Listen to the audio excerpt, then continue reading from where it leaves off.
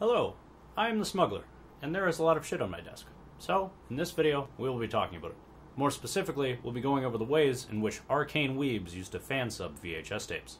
So with that out of the way, let's begin.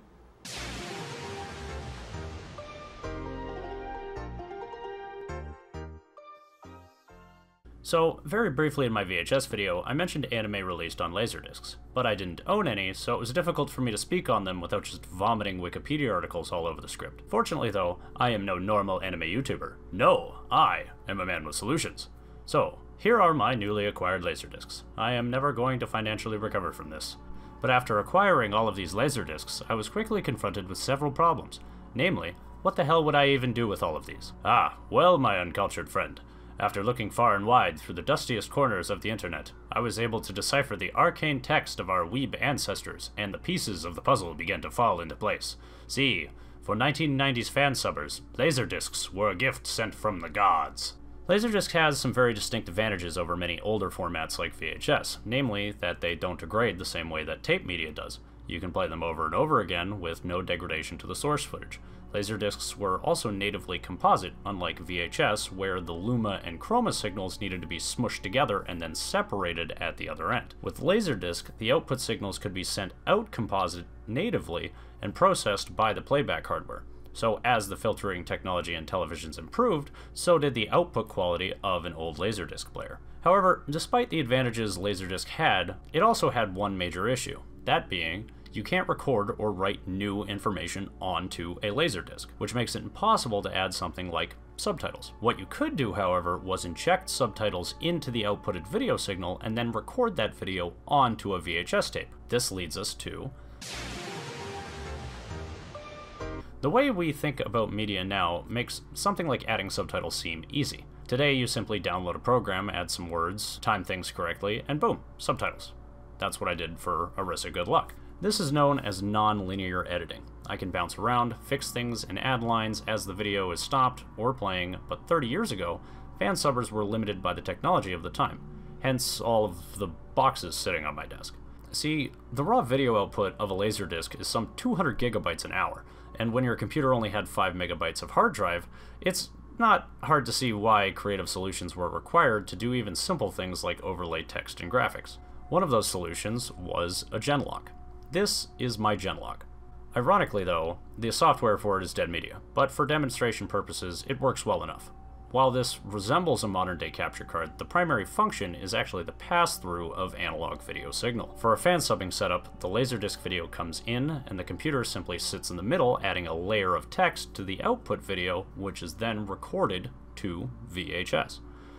The programs these cards used resembled modern subtitling software, with a key difference being that if you mess something up, you would have to rewind everything and start over. This process was known as linear editing. A Genlock also performed an important role of synchronizing the video signals so they could be outputted correctly. The reasons for this are very technical, but simply put, if the text and video layers were not synced to each other, all kinds of weird stuff could happen. So, I mentioned the software for that card was Dead Media, but again, I am a man with solutions. So, here is my brand new Sony FXE 120 analog broadcast mixer. You may have seen it in my last video. Don't ask me how much all this costed. Honestly, the shit this thing can do is wild, and I've been having way too much fun using it. While a fan subber wouldn't have had access to this back in the day, since they costed several $1,000s, for our purposes, this is essentially a really big Genlock. This mixer also has the functionality of something called a time-based corrector, which was used in tandem with Genlocks to stabilize video signals. So, while this is overkill, I'm not cheating here. Laserdisc go in, digital text go in, subtitle anime come out. So, if we're doing this back in the day, this is the part where we would 1. Watch the raw Laserdisc and start writing up the translated script. 2. We would then overlay a timestamp onto the Laserdisc output to enter in the appropriate timings for the subtitle lines. 3. Once the subtitle lines were timed correctly, we would press play on both the Laserdisc and the subtitle feed at the exact same time and pray. If the subtitles were wrong or the computer crashes, we would have to start this whole thing all over again from the beginning. At this point, we would be recording onto the VHS through the VCR outputs. William Chow has a great video, I'll link below, which I've been showing you snippets of, where he goes through the entire process of timing analog subtitles in great detail. He was actually making fansubs back in the day, so he has some good perspective on the troubleshooting processes involved. Fortunately, I can skip some of this tedium. So what I did for this demonstration is extract the subtitles from an existing fansub and attach those subtitles to a video that's pure black. I'm going to play that blacked out video on VLC Media Player and use a Luma key to make everything but the subtitles transparent. I'm then going to play the Laserdisc and the subtitle video at the same time and record the output to a VHS tape using one of my VCRs. So, let's do it. So here I have the video previews from the back of the Sony mixer. On channel 1, I can see the subtitles, and on the other, my Laserdisc of burn-up access. When I view the final output, we can see both coming together. This is with the Luma key applied to the subtitles, so the black part of the subtitle video is transparent. Now, I need to ensure the timings both line up exactly. I set the VCR to record, and go. And it's that simple.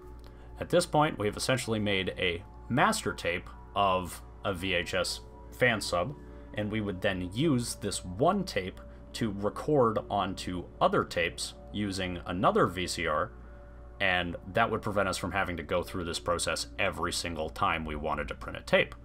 So, once you've done all of that, the rest is actually quite easy. You just have to duplicate the tapes, find somebody to distribute them, and then find people to buy them. And the rest is anime history, as they would say.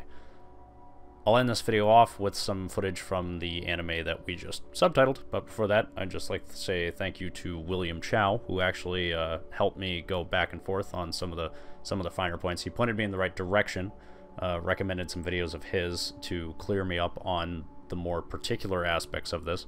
So I'll link to those down in the description below, because he goes into much greater detail than I can, especially since he was there at the time. I mostly wanted to present this in a way that was digestible for the average person.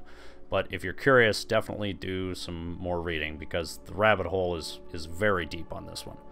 It might seem today like anime is this big billion-dollar industry, but back then it really was being built on the shoulders of giants, so to speak. Very few groups of dedicated individuals kind of got all of this started back in the day.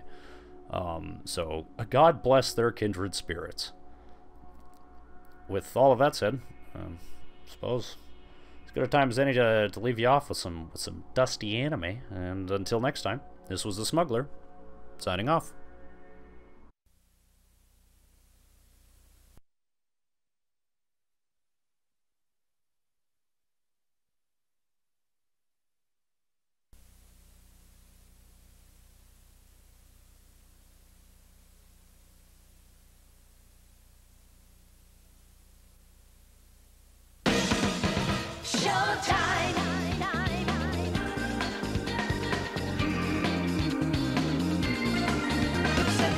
耳を澄まして目を閉じて街の鼓動が